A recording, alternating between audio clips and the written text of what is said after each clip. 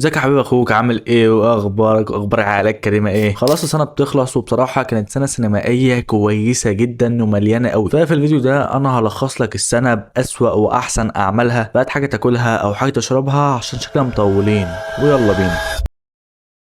اول حاجه هنبدا بيها هي احسن الافلام المصريه، وبالنسبه لي دي كانت سنه مميزه جدا للسينما المصريه. عندنا السينما بالنسبه لي عملت كومباك عظيم السنه دي، عشان كده عندنا في المركز الخامس فيلمين مش فيلم واحد. اولهم فيلم سيكو سيكو، وتانيهم فيلم وفيها ايه يعني المجد الكدواني. لو بدانا كلام بسيكو فهو كفيلم كوميدي هو جامد قوي، سواء على مستوى شخصياته او كتابته او اخراجه، اللي بالرغم كمان ان قصته مش جديده، بس كل العوامل دي طلعت عمل فريش وجديد فعلا. كمان سيكو كان فيه تجميعة ابطال رائعه، والكيميا ما بين عصام عمر وطه دسوقي كانت بالنسبه لي احلى حاجه في الفيلم. انما لو جينا نتكلم عن فيلم فيها ايه يعني، فهو فيلم دافي، فيلم هادي، اجواء لايقه جدا على الشهر اللي احنا فيه ده. وكمان الفيلم دمه خفيف وفيه رومانسيه لطيفه جدا، وطبعا عندك ماجد الكدواني اللي هو ايجابيه اصلا. الفيلم كان فيه برضه مصطفى غريب اللي بالنسبه لي كان فشيخ في الفيلم ده، وعمل احلى ادواره في السينما كمان. عشان كده هحط في المركز الرابع فيلم الساده الافاضل لمجموعه كبيره جدا من النجوم. الفيلم ده يا جماعه كان عبقري، فيلم عبثي وكوميدي مش هيعجب كل الناس، بس انا مت ضحك عليه حرفيا. بالرغم انك لو شفت الفيلم هتحسه فيلم في منتهى العبث والفوضويه، فهو معمول بحرفيه بجد مش طبيعيه. حرفيا انا فاكر اليوم ما دخلته في السينما انا بطني وجعتني من الضحك، والسينما كلها كانت بتضحك. فيلم بجد مجنون مجنون بجد على مستوى كل حاجه، حتى شخصياته واخراجه. المركز الثالث عندنا هو فيلم الست. استنى والله افهمك وجهه نظري. فيلم الست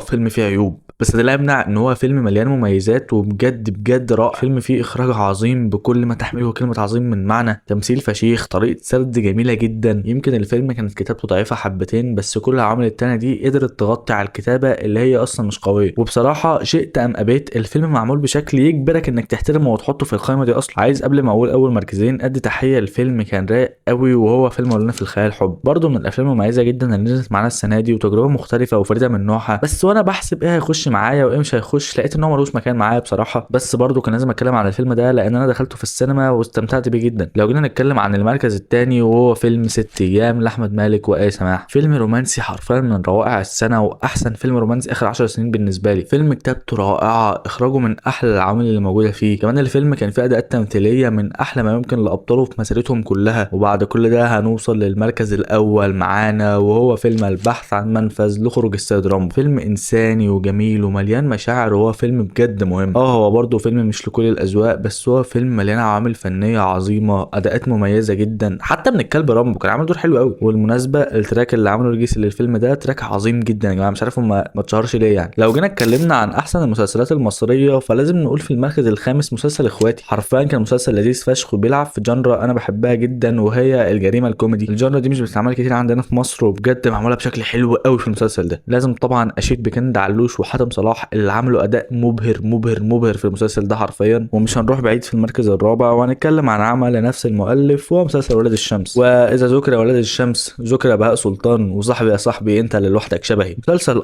ليه عيوبه، بس انا بصراحه حبيته جدا واتعلقت بشخصيات. وفعلا نهايه المسلسل مع اني كنت عارفها واتحرقت عليا، بس بجد اثرت فيها جدا ودمعت وانا بتفرج على الحلقه. ده غير الكيمياء العظيمه ما بين احمد مالك وطه دسوقي، واداء محمود حميده العبقري يا جماعه، واحد من احسن الناس اللي عملت فيلن اخر 5 سنين. مسلسل فيه عيوب كتير بس يستاهل بالنسبه لي ان هو يكون هنا. ونوصل للمركز الثالث معانا وهو مسلسل ورد وشوكولاته لمحمد فراج وزين. صراحه مسلسل فاجر، اداء تاريخي من نجم السنه محمد فراج بلا منازع. محمد فراج في المسلسل ده كان مرعب، انا كنت بوصل للحظات انا بجد كنت بخاف منه. كمان كان عندك اخراج حلو وسيناريو وحوار ذكي جدا ويشدك رغم معرفتك اصلا القصه الحقيقيه للمسلسل منها، فدي حاجه عبقريه بالنسبه لي. وهحط معايا في المركز الثاني مسلسل مهم جدا وهو مسلسل لام شمسيه. ده فعلا يتسمى مسلسل جريء، وهو جريء في فكرته وفي طريقه طرحه للفكره اللي انت بتتكلم عنها دي. طريقه الطرح في المسلسل ده كانت عظيمه، ده غير كمان انك عندك اخراج رائع، كتابه على اعلى مستوى حرفيا، واداءات تمثيليه بقى فشيخه ما تعدش يعني، بالذات محمد شاهين كان عبقري في دوره يعني. بس كل ده لا يمنع ان المركز الاول محجوز وبجداره لمسلسل كارثه طبيعيه. يا جماعه المسلسل ده عظيم بجد، اعظم ما في المسلسل ده بالنسبه لي هي كتابته اللي كانت فشيخه، سواء في طريقه طرح الموضوع او المشاكل اللي فيها او النقل من الكوميديا للدراما للمأساويه.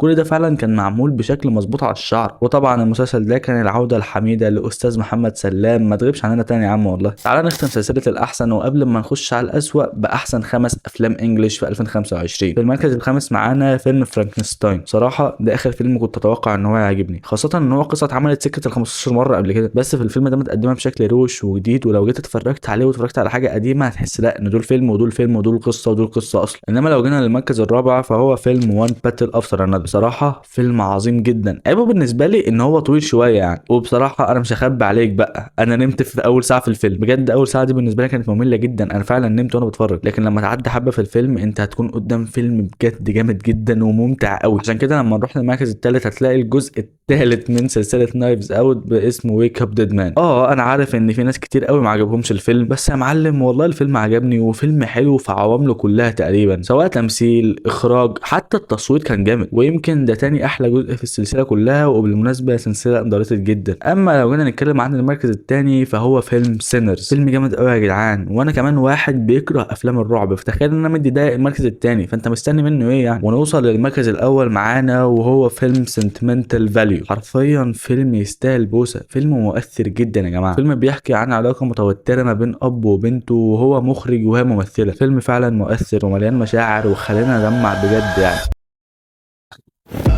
للأسف خلصنا الحلو كله، فتعالى لفقرة وجع البطن وأوحش أعمال في سنة 2025. وبالمناسبة يعني هم كلهم مصري، عشان ما لقيتش من الإنجليش أنا شفته حاجة سيئة للدرجة يعني. لو جينا نتكلم عن الأفلام عندنا المشروع إكس مثلا، مش هقول غير إنه فرصة مهدرة جدا كمان. حرفيا كان قدامه كل الفرص إن هو يطلع أحسن فيلم في السنة، بس ما عرفش يستغل منها أي حاجة. زي بالظبط فيلم الدشاش لمحمد سعد اللي كان نفسي يطلع أحلى من كده، بس هو طلع مسخ حرفيا. هو مش أوحش من تحت الترابيزة والحاجات اللي محمد سعد كان بيعملها دي، بس برضه مش مستوى محمد سعد نهائي. واخر فيلم معانا هو فيلم اعاده تشغيل للفنان جابر حسني. انا خايف اتكلم عن ايه، مسحوا لي الفيديو اصلا، بس بصراحه يعني احنا عبيد الشاشات فانا مش هقدر اتكلم عنه عشان الفيديو ما يتمسحش زي ما قلت لك. بس هو فيلم وحش جدا، لو اتعرض قدامك كسر التلفزيون انت بتتفرج عليه. لو جينا نتكلم عن المسلسلات الوحشه فهم برستيج، الغاوي، سيد الناس، نص الشعب اسمه محمد.